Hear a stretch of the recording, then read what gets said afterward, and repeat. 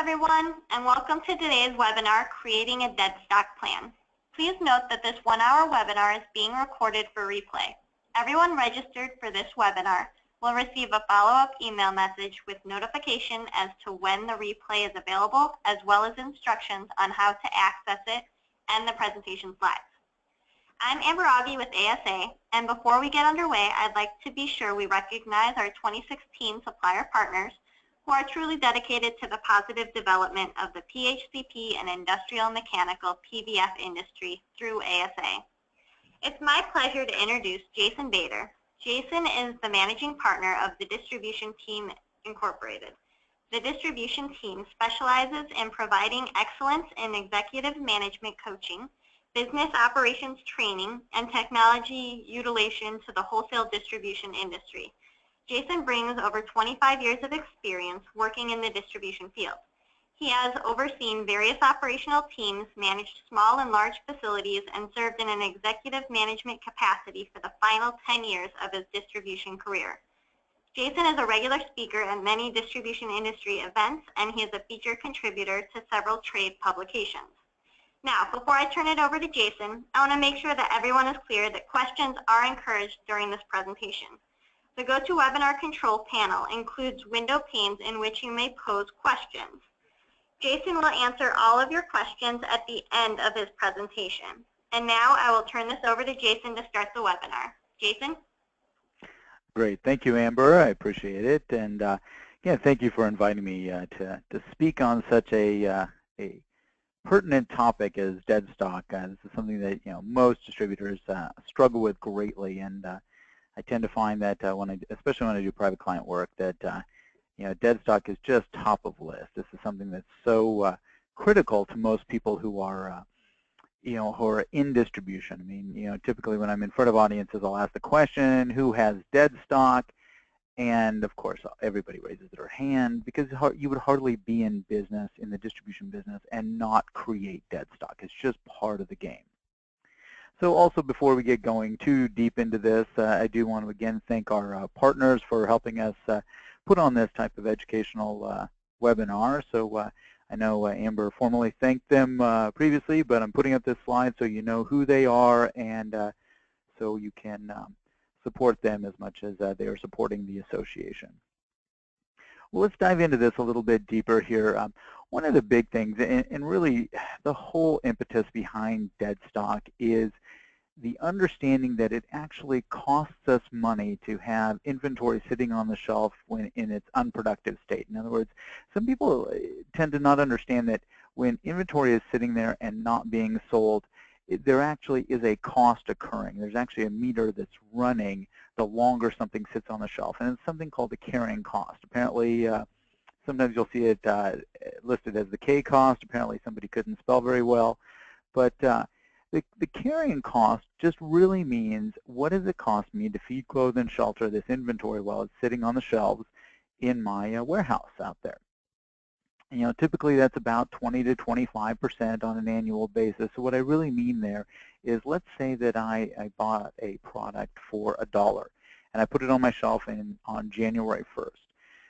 If it is still sitting on my shelf on December 31st, then my new cost basis is probably somewhere around $1.20, maybe $1.25. Again, the longer you hang on to things, the more carrying cost is accumulated. Again, this should be kind of that 3-foot flame that kind of gets you off your backside and helps you deal with, looking at this dead inventory, this unproductive inventory that is accumulating. And the longer we hang on to it, the more cost is associated with it. Now, as you can see, there's all these different components that are associated with it. You got rent, taxes, labor, et cetera, et cetera.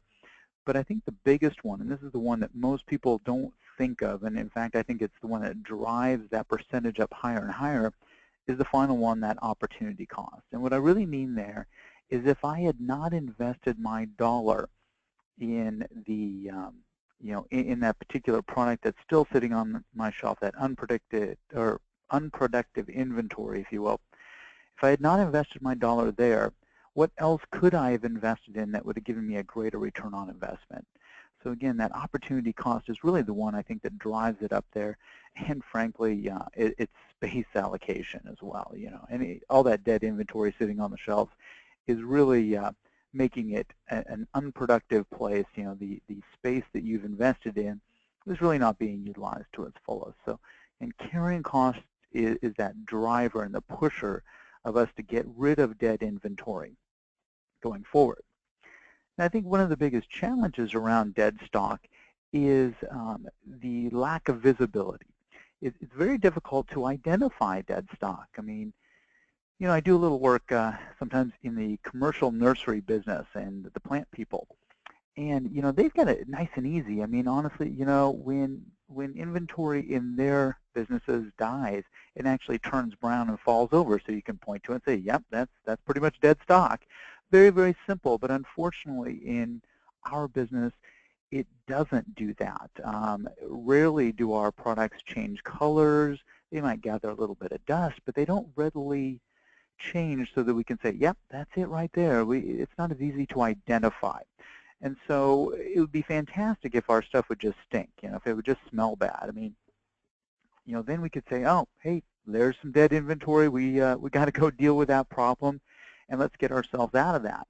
But unfortunately, that just doesn't happen. I mean, could you imagine if you just would go out and open that warehouse door on Monday morning? You go, man, something died in here last night.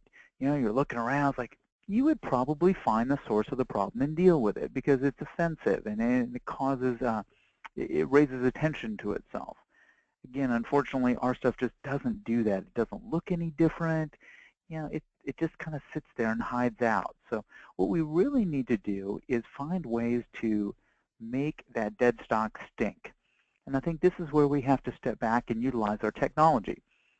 We need to learn how to run reports that tell us, hey, what out there is really not productive any longer, and we should probably find ourselves in the position of getting out from under.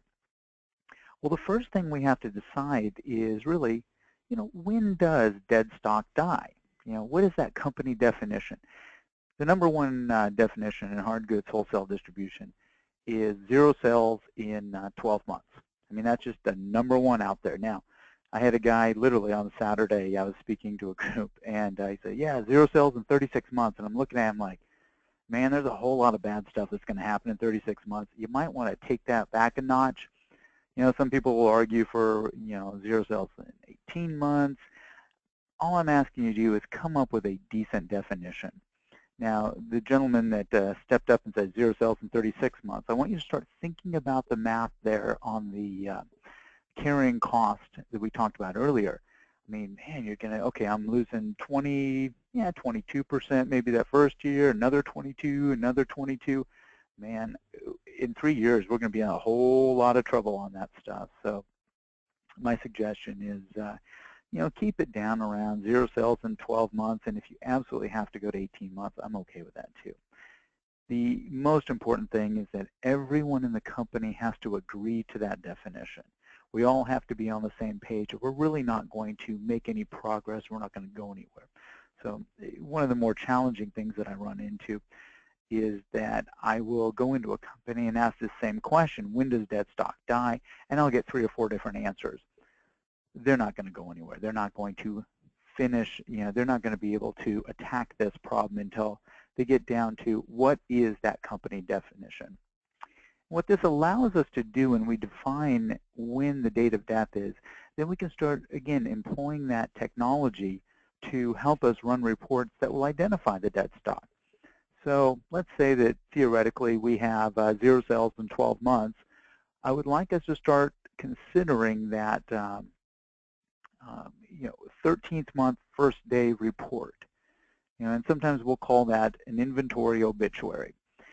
With the inventory obituary, what we're really doing is, hey, what died last night? It's just like opening that door and finding that offensive smell.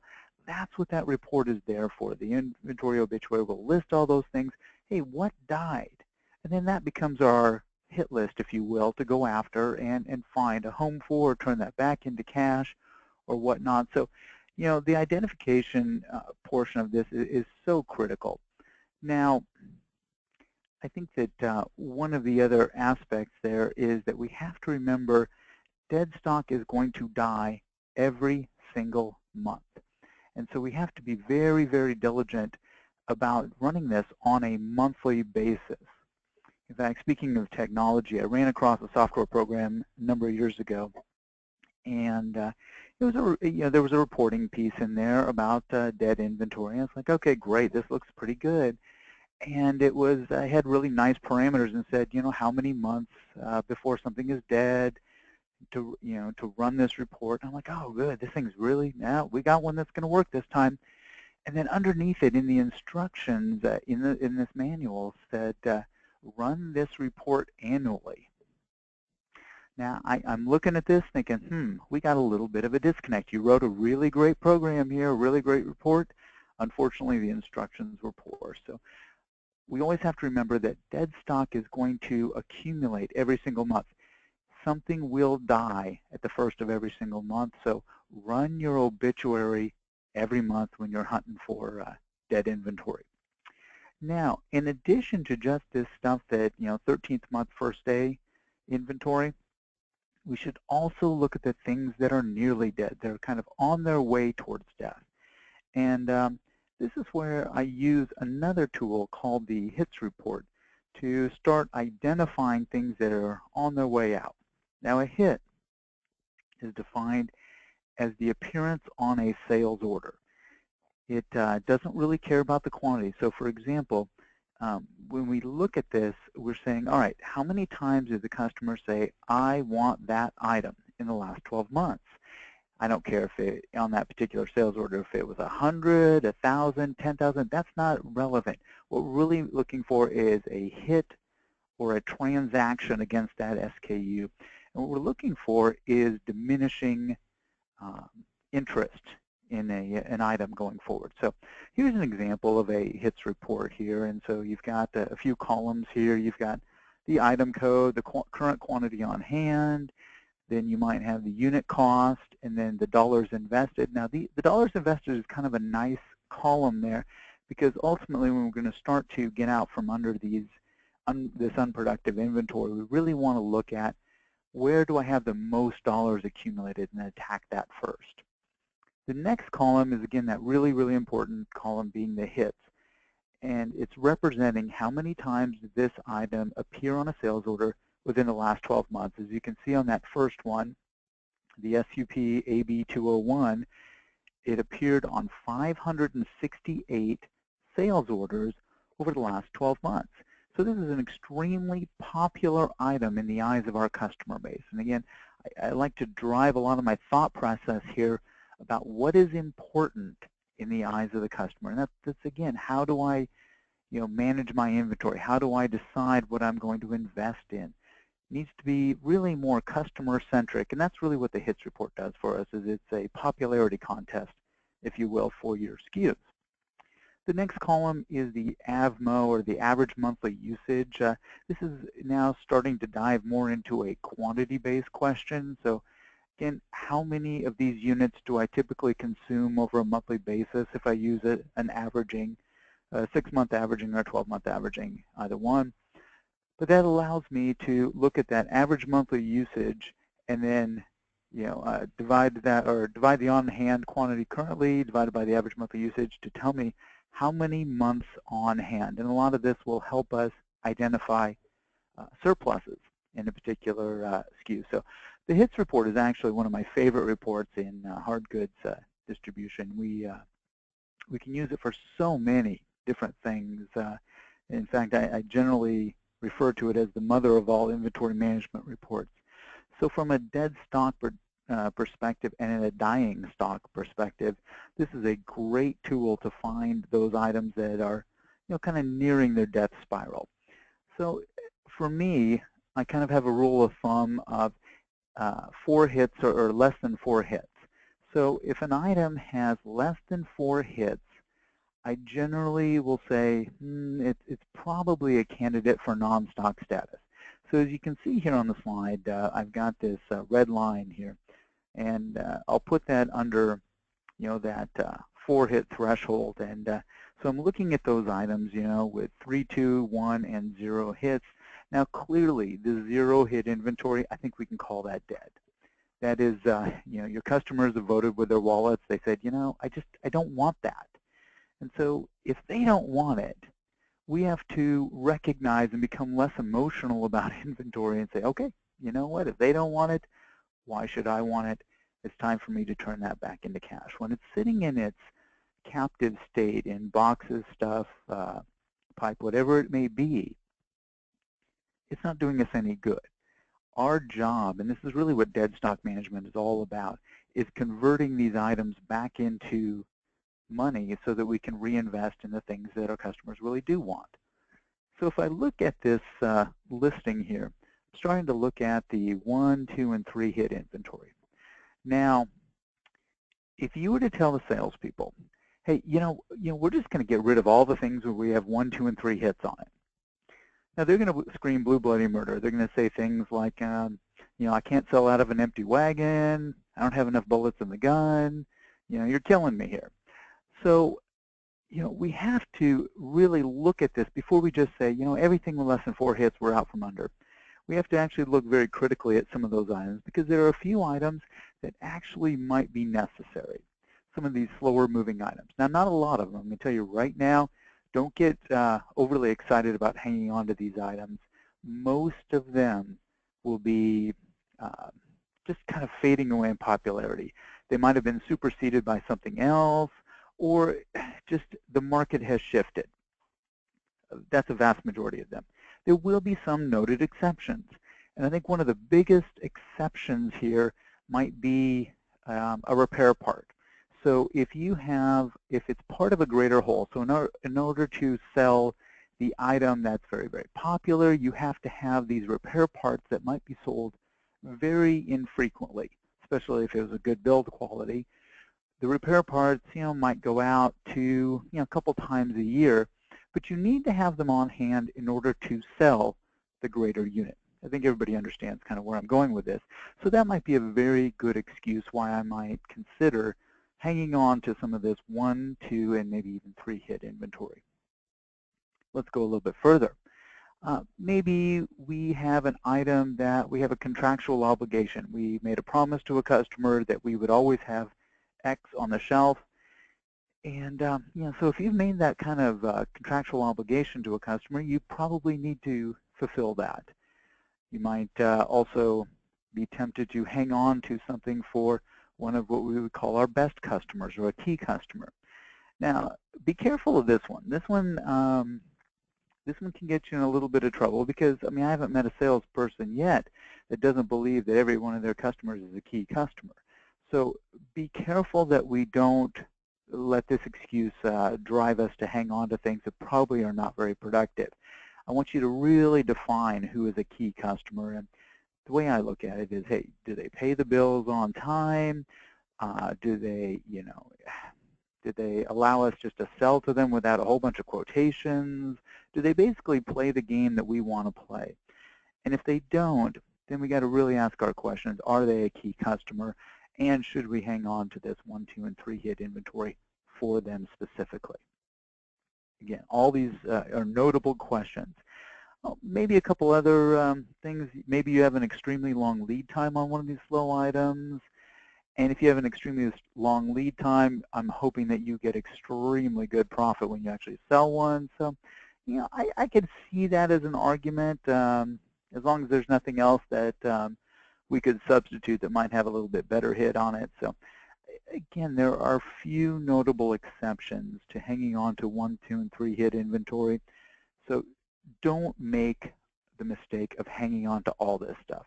Now, if we do say yes to a couple of these items, now I want you to go over to the surplus column, that months on hand column, and I want you to skinny up the inventory so that it makes sense. In other words, don't hang on to 15 to 20 months of inventory in some of the slow hit items. Get it down to a much smaller amount.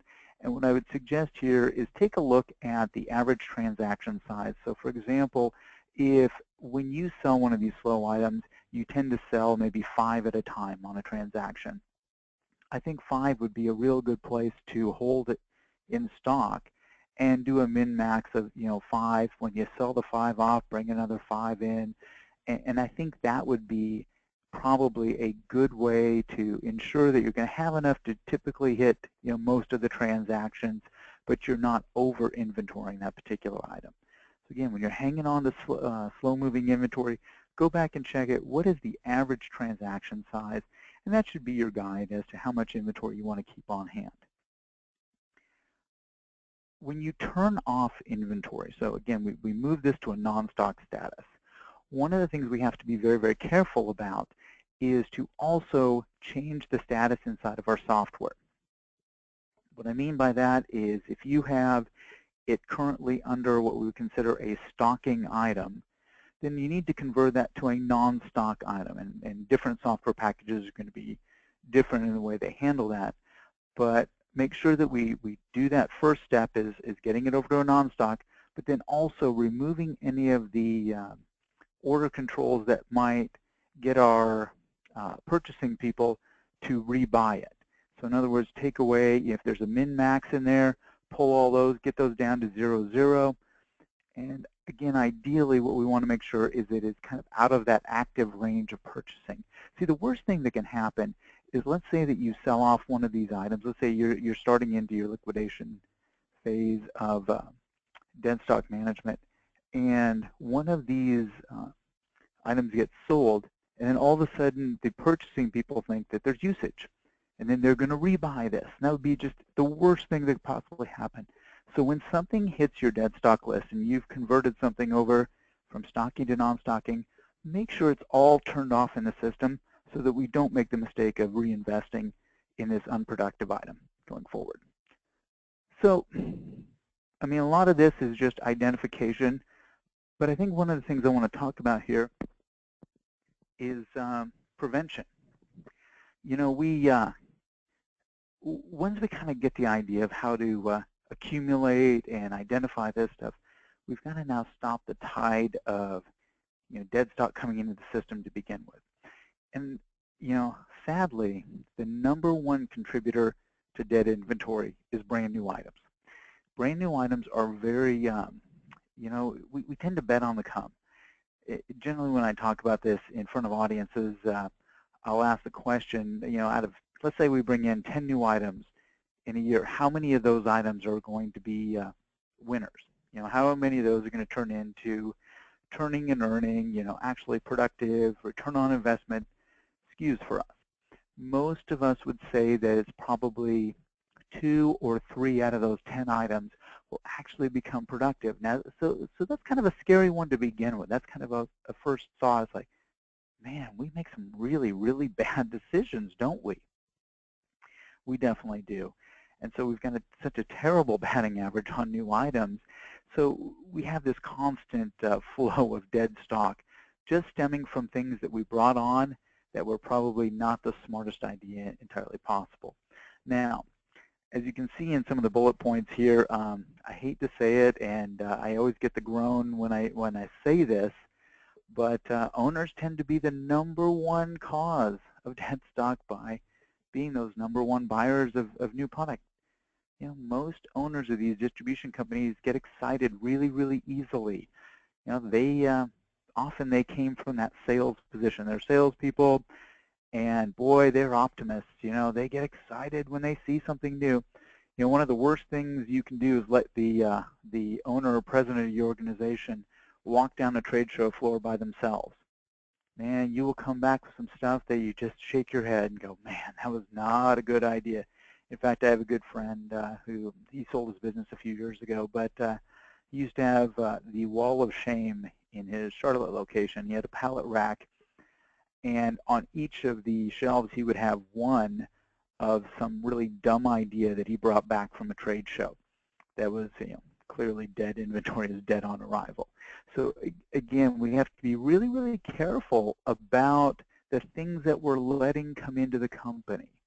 In fact, we kind of have this open door policy often for, yeah, I'll try that, because we're optimists. We get excited about inventory. And so one of the things I suggest is that we run that idea, or we run that new item or vendor, whatever it may be, run it through a couple of other people. In other words, I tend to like committees looking at this, a new item committee, or maybe even a new vendor line committee. And those folks are going to take a much more critical look at that inventory as we go through. And generally, I want to see salespeople and purchasing folks and operations and account. I want a few people looking at something. So we don't just rubber stamp and green light things coming in, because chances are we're going to just, most of those are going to be dead on arrival. At least if we get a few eyes on it, we might be able to prevent some of these really, I hate to say foolish, but short-sighted decisions about products that will work in our system. One of the other things that I like to see, especially in this committee or in this review process, is going through what I would call a new item checklist. Now, in this checklist, first and foremost, I am extremely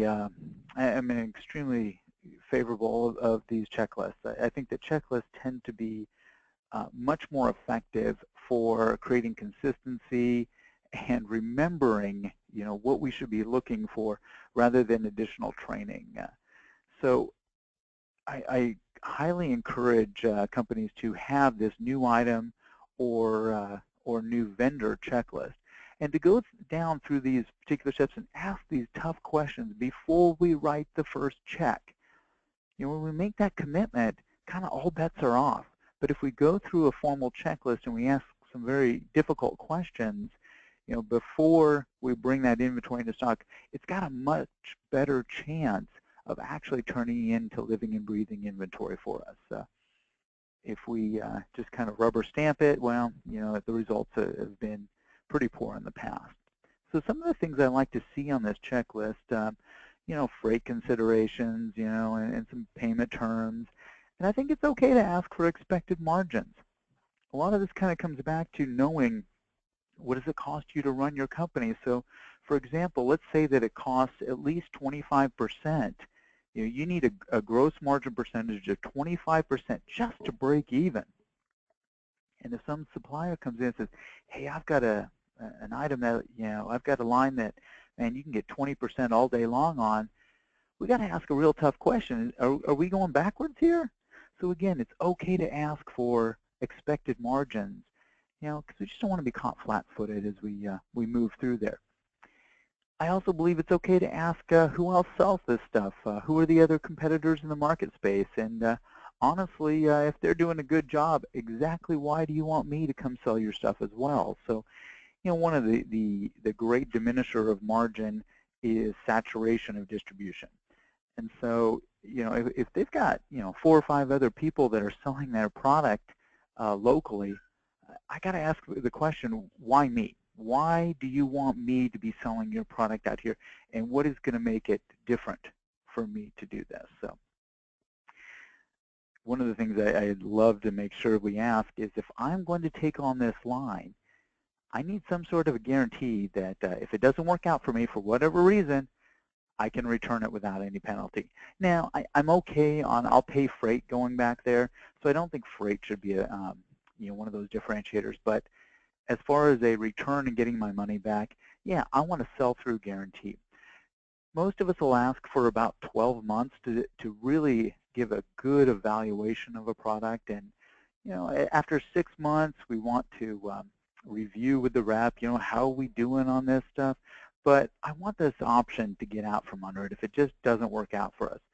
And, kind of one of my first or my early warning systems will always be, if I can't sell through that initial stocking order within a 6-month period of time,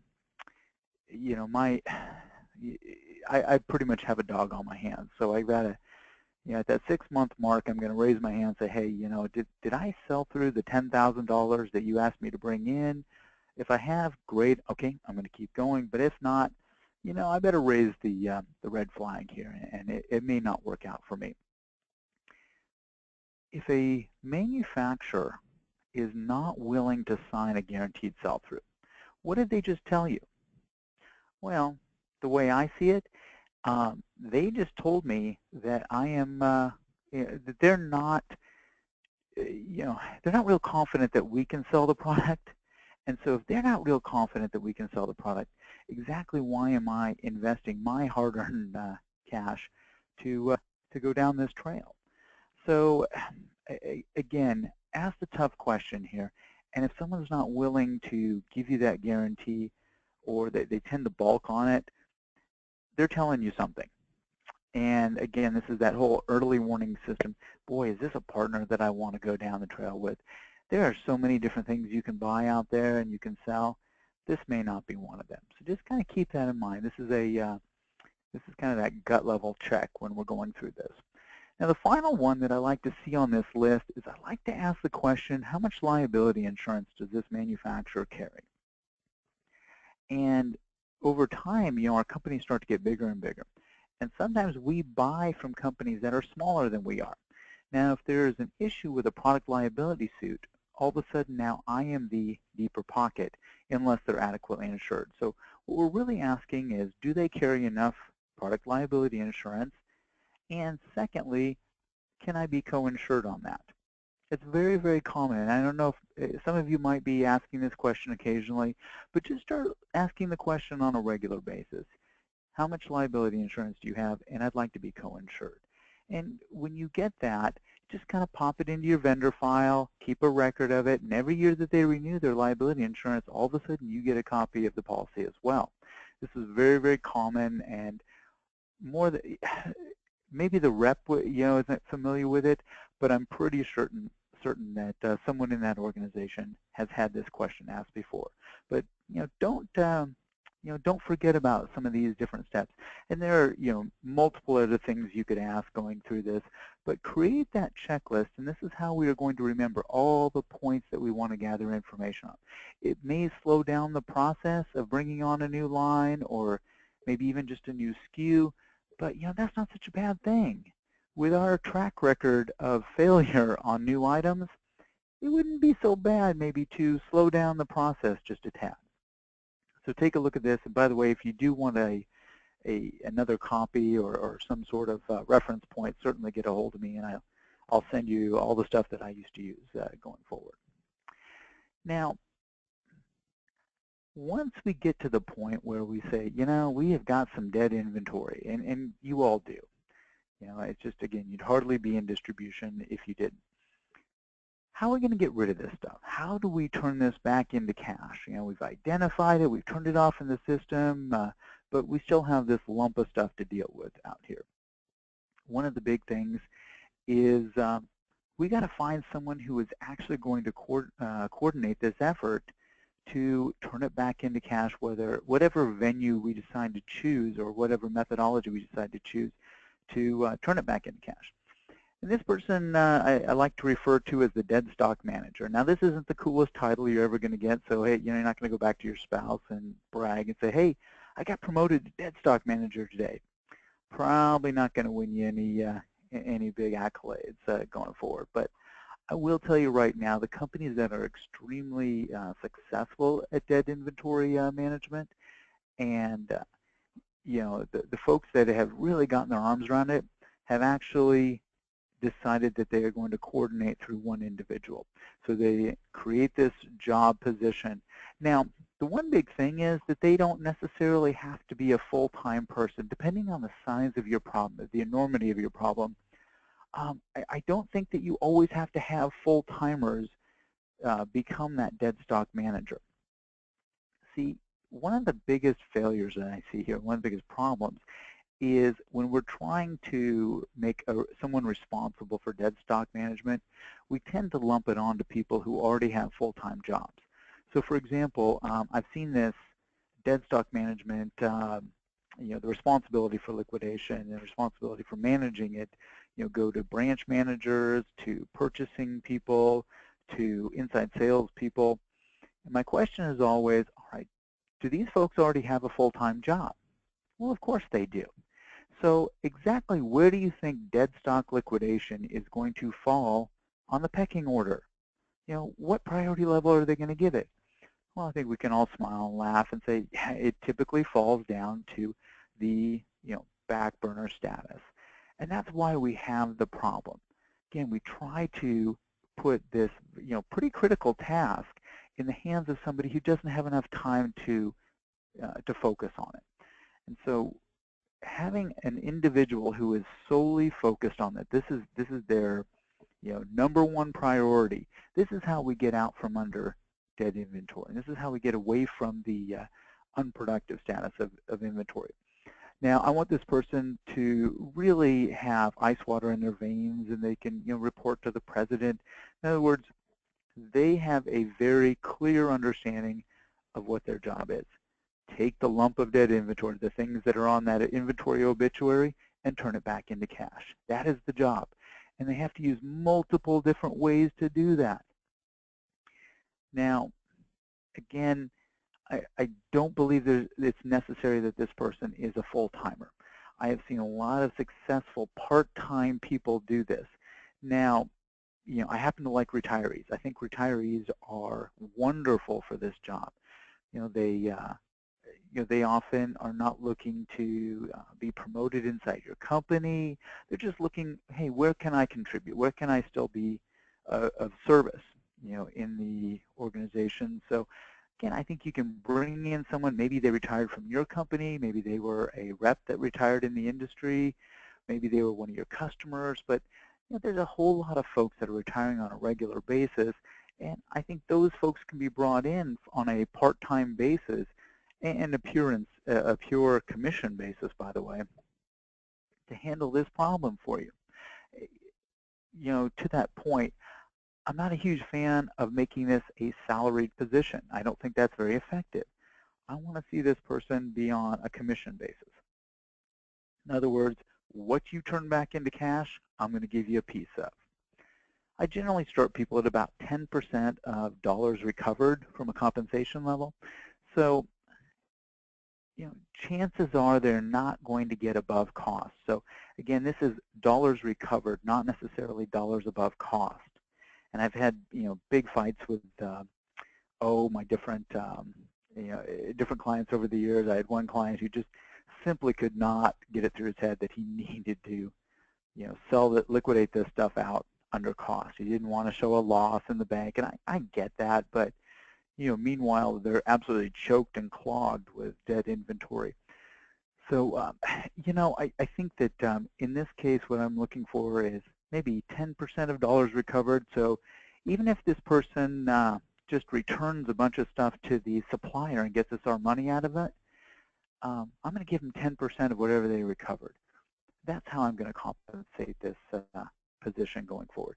Now, some people will compensate salespeople, and some people will compensate others for liquidating dead inventory, and I think that's great. I think there should be incentives and rewards for that kind of behavior. But as far as the dead stock coordinator, or I've heard it called liquidation specialist, or whatever you want to call this individual, a commission-based system is really going to help them stay motivated, I guess is the kind of the best way to put it going forward. So let's talk about some of the different ways that many people liquidate dead inventory. One of the first big ways is returning it to vendor. And as I said before, we're going to try to get permission because we're going to use that checklist. We're going to say, all right, let's, you are going to give me an out here.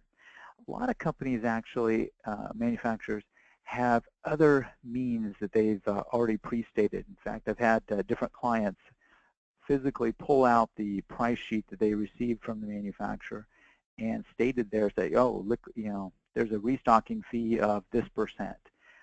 I'd like your purchasing people to go back and get very, very familiar with what did the manufacturer say they would do from a restocking level. Is it a 10% restock? Is it a 20%? Is it 30%? How often can we do it? What are the terms for restocking of goods? And get really familiar with that first. And I think you'll be surprised at how many opportunities you have to move inventory back into the vendor. Now, some people get very afraid of that 30%, the 30% restock fee. It sounds big. It sounds onerous. Well, let's think of it a different way.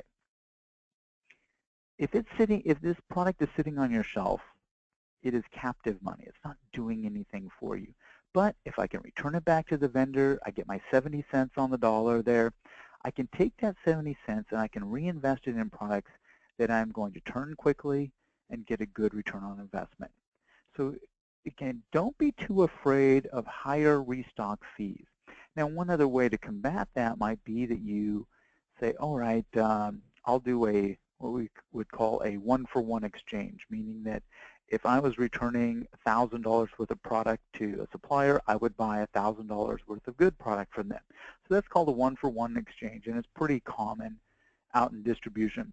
And in fact, in some cases, if you've got a more stubborn manufacturer here, you might even offer a two-for-one exchange, meaning I'll send you $2,000 worth of dead inventory and for $1,000 worth of good inventory.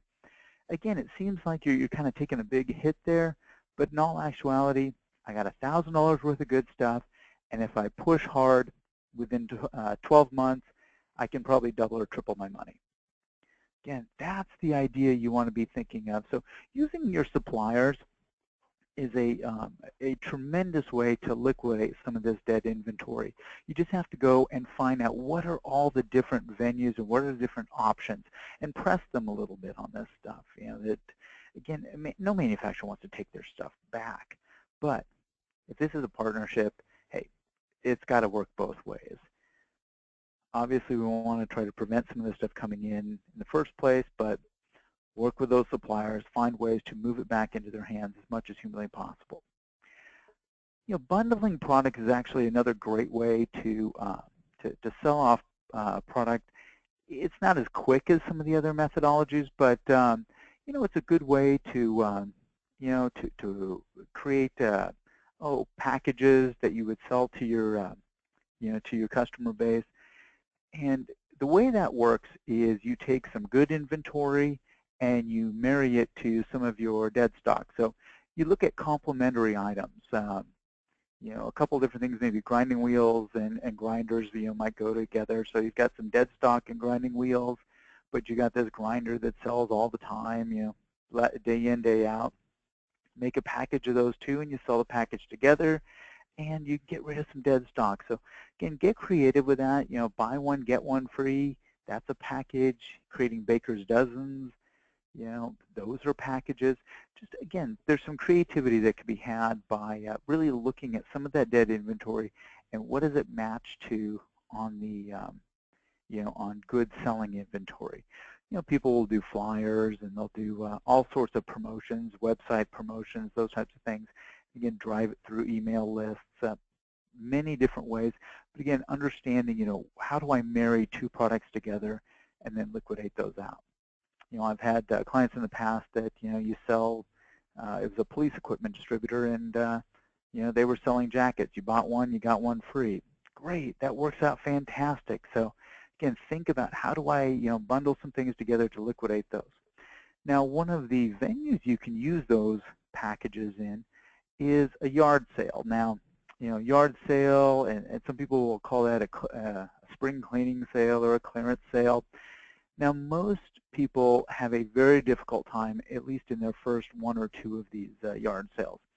And typically when I present this and I talk about this in a public setting, I get a lot of rolling of the eyes and some body language that suggests that they didn't have such a great time when they decided to go down their yard sale route. Now, yard sales, they're not the easiest thing to manage, and typically the first couple of them are a complete disaster. And I think it's because, first and foremost, we label it as a clearance sale. So when you label this type of sale as just clearance, you're going to get a particular type of customer that's going to come through. You're going to get nose pickers and tire kickers. And so, again, think through how am I marketing this? Sometimes you would call them a customer appreciation event, a product launch event, but don't call it a clearance event because, again, you're going to get the wrong kind of buyer that comes through. Also, don't just make it your junk. Make sure that you salt that sale with some of your more popular items out there, some of the things that are going to drive the right kind of buyer in there. So I would go out and I would buy, for me, small grinders were, kind of that was the most popular power tool selling in my company. And so I would buy a pallet of those, and bring them in, and I would sell them off at a ridiculously cheap price, one day only, but you had to show up at the sale to make that purchase. Well, what that did is it drove people into the sale, and so now they had an opportunity to go see some of the other things. Have the suppliers get involved and chip in for music and food, and make it an event, make it kind of fun. So there's all kinds of things you can do to make those events a really good cash day for you and just drive a lot of cash to the business. But typically, it takes 2 or 3 of them to get them going. Once you get them going, then people will start actually asking, hey, when's your next one? But don't be discouraged by that, maybe the lack of success in the first one out there. Now, this is the peer networking suggestion is one that not a lot of people think about, and they don't use as much as they possibly could. And the theory here, or the suggestion here, is that just because the particular item is unproductive in your market does not necessarily mean that it's unproductive in another market. So I would use my friends around the industry that I knew that would sell the same brand, for example. And I remember very specifically, I was trying to get out of a particular SKU, 2 SKUs actually, that I listened to a salesperson, oh, you got to bring those in, and we got to bring a boatload of them in, this customer wants them. Well, I had to get out from under these pretty quickly. So what I did is send an email out to all my friends around the country that I knew were distributors of this same brand, and said, hey, here's what I got, 15% off of my cost, and I'm paying freight. Well, let me tell you something. If you say I'm paying freight, all of a sudden that's like ringing the dinner bell for distributors out there. So, it worked for me. So my suggestion here is you all go to a lot of, trade association meetings. You have a lot of networking events that you want to see each other. Do something good with those business cards. Hang on to them and shoot out emails of unproductive inventory to people and let them, let them take advantage of it. Just because it doesn't work for you does not necessarily mean it doesn't work for anyone else in the industry. And again, I sold stuff all around the country. Yeah, I paid a lot of freight on some of this stuff, but man, I got my money out pretty darn quick. And it was just a really great way to liquidate large accumulations of inventory very, very quickly. That's really how we network with one another, and be willing to take a look at their lists as well. So I think there should be a lot of trading that occurs between friends and even local competitors. If it's not working for you, it just might work for them. So take a look at that one. Online sales, a lot of it depends on if the item that you're trying to get rid of is consumer friendly. I tend to find that, typically we don't sell products that are all that exciting in the world of online shoppers. So this is going to have some limited success. I'm not saying don't try it, but don't hang your hat on this one either. This is going to be one that you should add to the arsenal, but you'll see more of a trickle out. It's not going to be a large quantity of inventory going out during this. Really, the large quantities go out during, with return to vendor and peer networking. Those are the 2 biggies. Those are the ones that are really going to push out lots of dollars at one time. Charitable contributions, and that's if you've tried and exhausted pretty much every other method, and you actually made money last year, so you're thinking about making money this year, and so you might need a charitable deduction. But finally, dumpster's okay too. You got a lot of options here, and I think the message here when you're looking at ways to dispose of dead inventory is that you can't go with a rifle shot approach. Don't just choose one way to get rid of dead stock. It's got to be a multifaceted approach. Some products are going to do better using the online approach. Some of them are going to do better when you bundle them.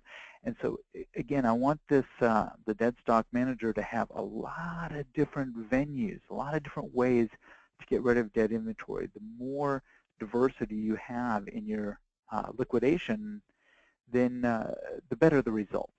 So make sure that we're really spreading this around. We're going after lots of different ways to get rid of dead stock.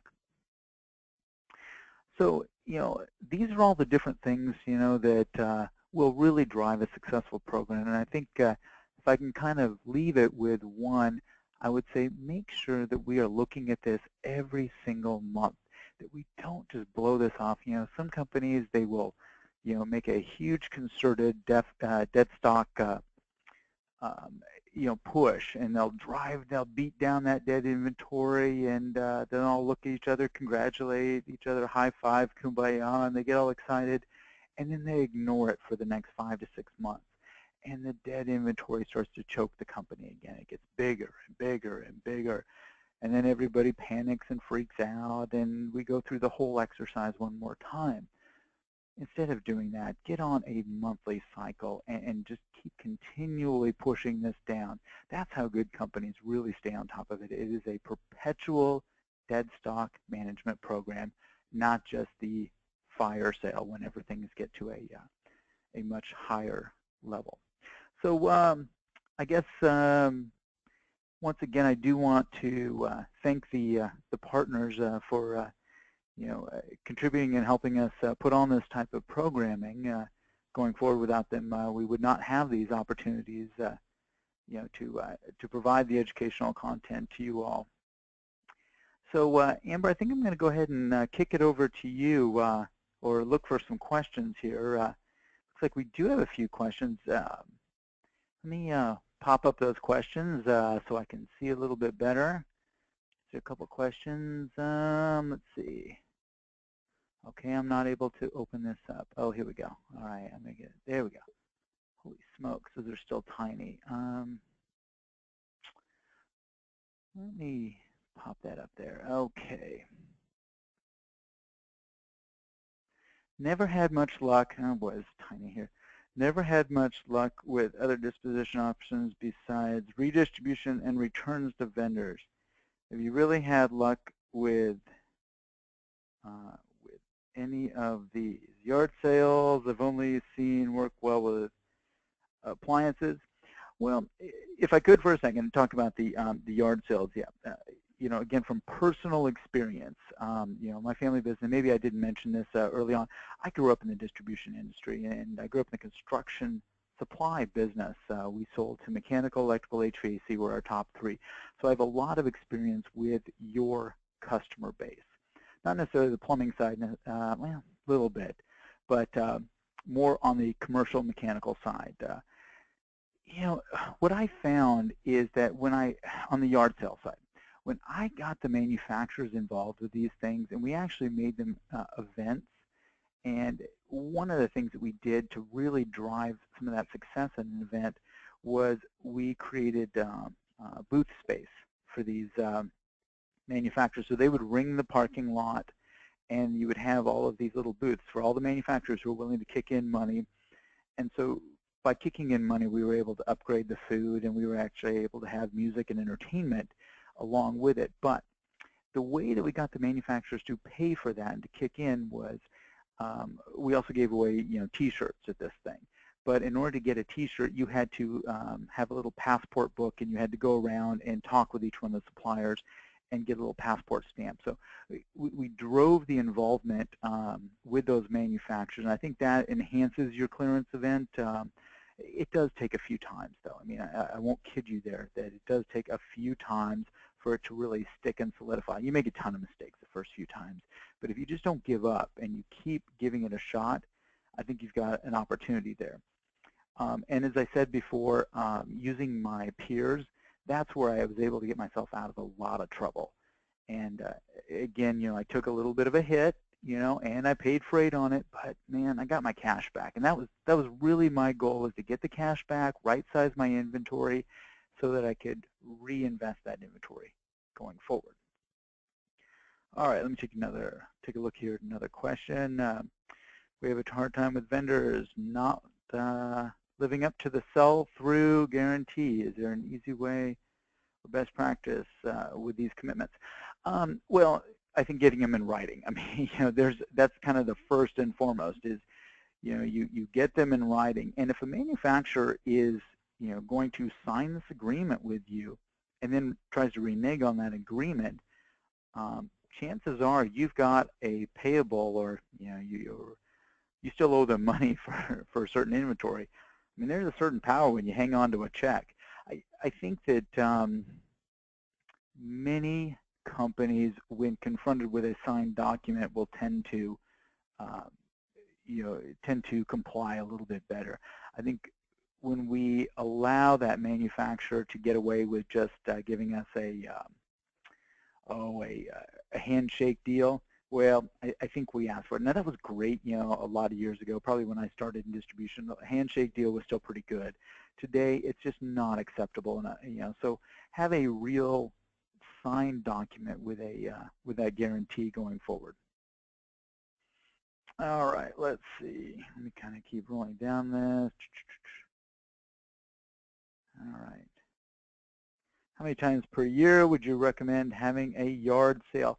Generally twice a year is probably your maximum. A spring and a fall event, any more than that, and I think you kind of dilute the opportunity there. I have seen quarterlies, but I just don't think they're as effective. If it was me, I would only do it twice a year. It'd be a spring and a fall event. That would probably be the two that I would take a good look at here. All right, let me go down through. Let's see. What is an acceptable level of dead stock dollars in relation to inventory dollar? Example, 5% of total. Great question. Yeah, this is one of the more common questions. What is good? What is good dead stock? I mean, of course, the ideal would be 0, but that's not realistic. I mean, that's not practical. And I think in your question here, you were saying example of 5%. Generally speaking, if I can get somebody down to 3%, I think 3% is absolutely cooking with grease. I mean, I think that's fantastic. It's under 5% is very attractive. I mean, you're really doing very, very well if you're under 5%. Many of the companies I work with, are starting out at about 12 to 14%, or they could be even upwards of 20%. A lot of it also depends on your definition. If you have a more liberal definition of what dead stock is, so let's say you're at 18 months before something dies, then your dead stock percentage is going to be lower. If you have a much tighter one, let's say 0 sales in 9 months is your definition of dead stock, then you're going to have a much greater amount of inventory that will be turning into dead much quicker. And so I think you can see that the percentage is going to go back and forth. As I said, I'd like to get down between 3 to 5%, and I think you're doing a really good job at that point. Now, that's one note here. Don't expect that you're going to take your 15% dead inventory and drive it down to 3% in 12 months. It just isn't going to happen. It took you a long time to get where you are today, so I think you need to set very realistic goals about your program. So if I was at, let's say I'm at 14% dead stock today, within 12 months, I'd like to try to drive that down to about 7%. So I try to get the percentage, by half within the first 12 months. And then by 24 months, I think I can probably get it down to that 3 or 4%. And I'd be really, really happy with my progress if I was able to pull that off. All right, let's see. What is your advice for multi-location operations? Do the 4 hits apply to each location? Yes, yes, yes, yes. And that's probably something I should have identified. Thank you for bringing that up. When we run a hits report, make sure it is location specific, because as you all know, I mean, if you've been around the game for long enough, you'll know that the preferences of the customers will differ by different locations. And so when I run a hits report, it has to be very location specific, and then I can say, all right, anything with less than 4 hits in this specific location, candidate for non-stock status. But yes, identify by location. It's just, hey, I learned the hard way that people do not do things the same way or do not buy the same way in Denver, Colorado as they do in Portland, Oregon. Preferences are going to change 15 miles down the road. So yes, location specific is probably the very best bet when you're trying to identify what is starting to fall down. Well, I think, yeah, that is pretty much all the questions that we have here. And look at that, we are at 11:59, so I think my time I've nailed pretty well. As you can see, if I didn't answer any questions during the session here, feel free to reach out to me, jason@distributionteam.com. That's the best way to get a hold of me. And just ask me questions. I'm very good, very open with my questions. My job is to try and help you all be a little more successful going forward, and that's why I got into this business. So if you want to be part of the newsletter, shoot me a note, and I'd be more than happy to shoot that or get you on that monthly newsletter. And I promise not to bombard you with spam or sell your name or all those disclaimers that most people say. Amber, I think my time is done. So if you want to wrap up, it's all yours. Thank you. So I want to thank Jason for an excellent presentation and thank everyone for participating. I want to let you know we are currently working on the programming for the 2017 Peer Networking Councils, and if you would like to be a part of the program committee, please let us know. Thank you again to Jason and to everyone who participated today. Have a great day.